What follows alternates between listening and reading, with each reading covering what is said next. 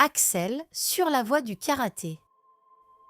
Axel avait 8 ans lorsqu'il vit pour la première fois une démonstration de karaté dans le gymnase de son école. Fasciné par les mouvements précis des élèves en kimono blanc, il sentit naître en lui une passion brûlante. Il voulait apprendre cet art, devenir fort et discipliné comme ces élèves qui exécutaient leurs gestes avec tant de maîtrise. Lorsqu'il en parla à ses parents, ils l'encouragèrent à essayer. Le lendemain, Axel rejoignit un petit dojo près de chez lui. À son arrivée, il observa les élèves s'entraîner sous l'œil attentif du maître Kenji, un homme au regard sage et aux gestes mesurés. Le dojo dégageait une atmosphère de respect et de concentration. Axel savait qu'il avait trouvé sa place. Les premières semaines furent éprouvantes. Les positions lui semblaient inconfortables, les enchaînements trop complexes. Il peinait à exécuter les mouvements de base tandis que d'autres enfants progressaient rapidement. Parfois, il rentrait chez lui avec le sentiment de ne pas être à la hauteur. Mais chaque soir, avant de s'endormir, il repensait aux élèves plus avancés. Il rêvait de devenir un grand maître de karaté et de pouvoir, lui aussi, inspirer d'autres enfants. Axel commença à s'entraîner avec acharnement. Chaque matin avant l'école, il répétait ses positions dans sa chambre. Après les cours, il s'exerçait encore, corrigeant ses erreurs et améliorant sa souplesse. Peu à peu, il sentit son corps devenir plus fort et plus agile. Les mouvements qui lui semblaient impossibles devenaient plus fluides et il commença à impressionner son professeur par sa persévérance.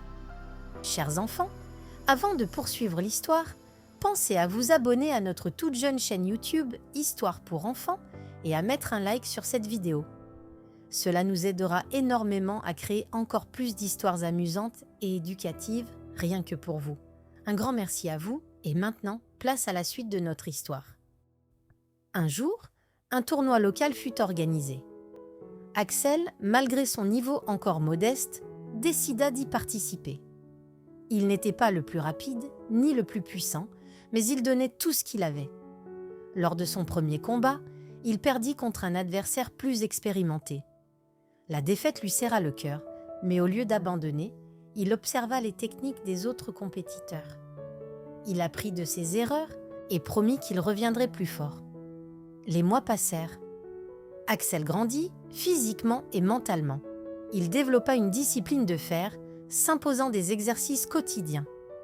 Il se fit également de nouveaux amis au dojo, partageant avec eux la même passion.